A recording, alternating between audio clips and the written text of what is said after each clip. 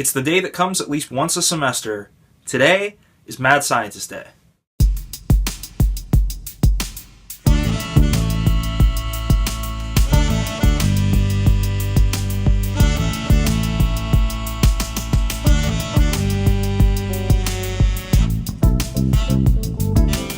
Alright, so today is Mad Scientist Day, and what exactly does that mean? Mad Scientist Day is an endeavor that was started by the student affiliates of the American Chemical Society at UAB, and there's multiple different forms of Mad Scientist Day that cater to different age groups. We have an annual Mad Scientist Day Junior that always takes place in May that caters towards elementary and middle school age children. We've done a Mad Scientist Day high school event before that specifically caters to high school students in the greater Birmingham area. As for our regular Mad Scientist Day, it's an event that happens once every semester, where basically our organization showcases a good handful of the demos that we use for science education outreach with children in the greater Birmingham area. And we basically just set up all of these demos in the chemistry labs for about 2 hours, and allow college students to rotate through all the demos. Each demo is staffed by a volunteer from our organization that has been safety trained through our organization and has also been given information prior to the event about their specific demo that they're running. And so in my 4 years at college, just looking at the college version of Mad Scientist Day, I have volunteered at 7 Mad Scientist Days, I've helped run 6 Mad Scientist Days, and I've served as the head coordinator in my roles as Community Outreach Chair and President for at least 4 Mad Scientist Days. Now, the Mad Scientist Day that's being hosted today, I will not be the head coordinator for. I will be helping out, as I always do. I'm also going to be filming the event this time for this vlog. But then also, it's an important step that senior members of the student affiliates of the American Chemical Society, such as Emily and Kristen and myself, that we start to kind of pass on the duties that we have been working on before in the organization to younger officers that will ultimately continue these events once we are gone at the end of this year. So for today's Mad Scientist Day, the lead volunteer coordinator and overall coordinator for the event is Reagan Anderson, our current social chair, and she's also filling in as community outreach chair as well. And so we'll get to meet Reagan later when we go over to the stock room to prepare for the event. Usually we start preparation for the event around 1 or 2 p.m. and then volunteers start coming to help set up around 4:15, and then we get the event started at 5:30. And so it's getting close to being time to head over to the stock room and start getting prepared for the day. What I kind of want to do for this vlog today, I just want to take y'all through the basic preparation steps that we do for this event, and then show y'all some footage from the actual event itself so you can get a feel for what Mad Scientist Day is all about. It's an event that, as I've mentioned, has been a really big part of my undergraduate experience, and I think, especially for events like Mad Scientist Day Junior, where we really reach out to elementary and middle school children in the community, these events serve a really great purpose for science education outreach in Birmingham. So with that being said, let's head on over to the stock room and get started to prep for the day.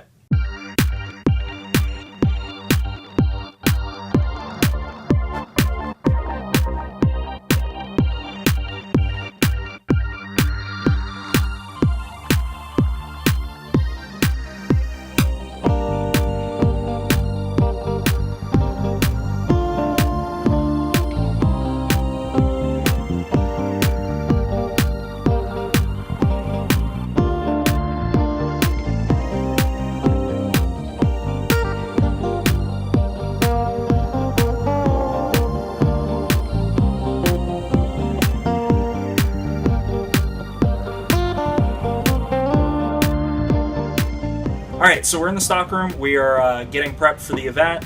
So as I talked about, this is Reagan, who's running the event this time, and EJ's here to help us out as well. Alright, so Reagan, what all do we need to do to prep for the event right now? So we have to go through all of this mess, and we have to get all of the chemicals that we need for the experiments.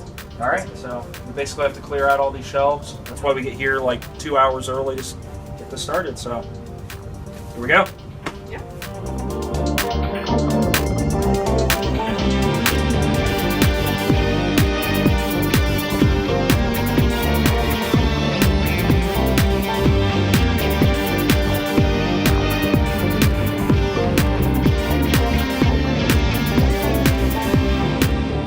Alright, so these are the cans that we use for the can crushers experiment.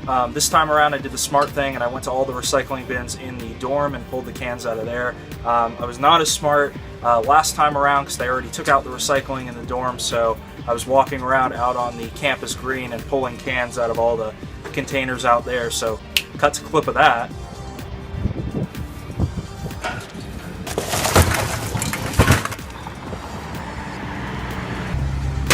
So yeah, that was not ideal, but this time a lot smarter, got a big box of cans ready to go, so good for can crushers.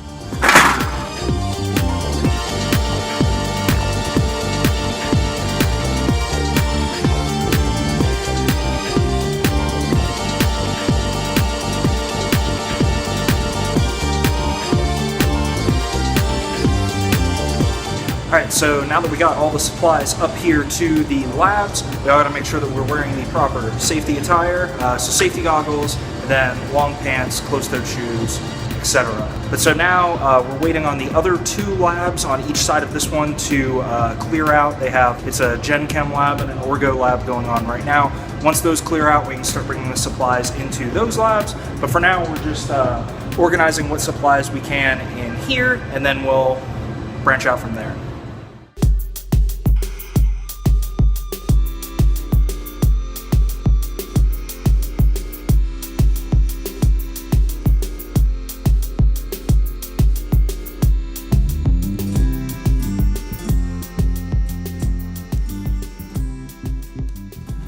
Alright, so now we're going to get the refrigerated food supplies for some of those demo stations. So we've got jugs of milk going to milk tie-dye. Bag of strawberries goes to strawberry DNA isolation, and then I'll get the eggs, and these are going to egg in a bottle. So for a couple of the demos that we do, namely strawberry DNA isolation and can crushers, we have to get ice to keep certain components cold. So this is where we get all the ice from. Now, in order to prepare for our dry ice demos, we get all of our dry ice from this blue cooler on the 2nd floor. And so whenever you handle dry ice, you always want to make sure that you are wearing cryogenic gloves, and then we always recommend the use of tongs as well to pick up dry ice.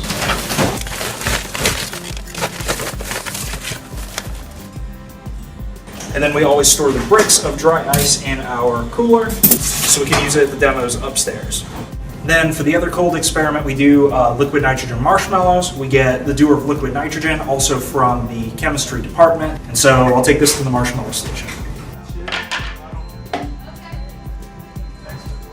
Alright, so the demos for the most part are all set up. I'm getting the last couple of supplies that we still need, and we're going to be getting ready to start the event very, very soon.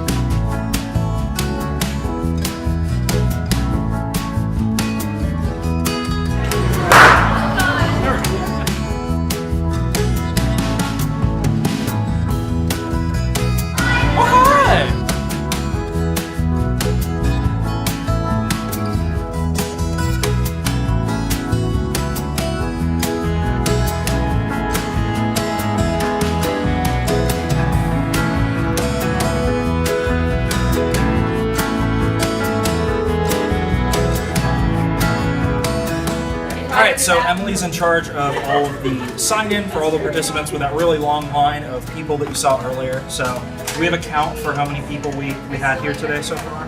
236. Pretty good. Yeah, it's pretty decent. How was running sign-in? Is it hectic and frantic? Yes, people were like, do I have to sign to both? And you're like, yes, you do. If you want your bonus points, you do. And they want their bonus points. Oh, they definitely do. Yeah, so for Mad Scientist Day, we offer bonus points for Gen Chem in the fall and Organic Chem in the spring. Alright, so one thing that is different about Mad Scientist Day this time is we've got this periodic table painting activity here. So this is Kristen, our treasurer for the chapter. So Kristen, what are we doing with the periodic table? So last year we started off by painting this periodic table, and we wanted to be able to use it to show off for our Mad Scientist Day Junior events. And so for that purpose, we're letting all of our different members put their handprints on it to finish off the borders, because everyone in the entire chemistry department got to paint all the elements of the periodic table last year. So we're just finishing it off this year, hoping to add everyone's handprints and personal touches. Cool. So it'll be a fun addition to this year's Mad Scientist Day. Yeah, we hope so. Just put there. I did it for the first time. Yeah, for the first time.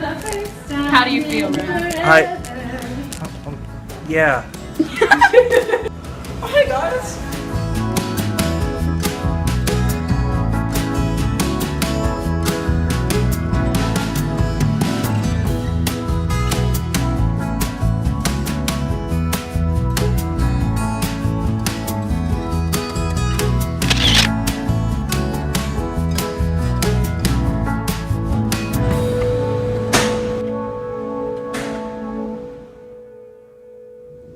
It is 8 o'clock, and that wraps up this spring's Mad Scientist Day. Overall, things went really well. Like Emily said earlier, we had over 230 participants, which was really great. The event ran really smoothly. Reagan, congrats on a great first time running Mad Scientist Day. Things went really, really well. And so I guess to end the video, other than Mad Scientist Day Junior coming this May, this is my last Mad Scientist Day with Sachs. It's the same for Kristen and Emily. Since we're all graduating, this was our last Mad Scientist Day. And so for the vlog wrap up, I'd just like to say to everybody that's volunteered at this event since I started here at UAB and even before then, thank you so much for all of your hard work volunteering at this event, the high school event, at Mad Scientist Day Junior, at everything our organization does. It means a lot to everyone here that we're able to, at least once a semester, be able to put on this event with over 30 volunteers, or even higher numbers than 30. It's really incredible. I'm really honored to have been able to serve as community outreach chair and 2 years as president for this organization. Not because of the title, but because of what that title means. And it means getting to work with so many amazing people every semester to really promote chemistry and science as a whole, which is what a lot of us here came to college to do, to pursue science degrees or whatever degrees we want, but to help promote some sort of change in the community and put on really fun events like this for people to participate in and realize that science can be fun. So thank you, everybody that's volunteered at Mad Scientist Day. The work that everyone does here means the world to me, and I know it means a lot to a lot of other people as well. And I look forward to seeing how y'all continue to work in the coming years and all the great things that this organization and all of its members have in store. So with that, this vlog is over. So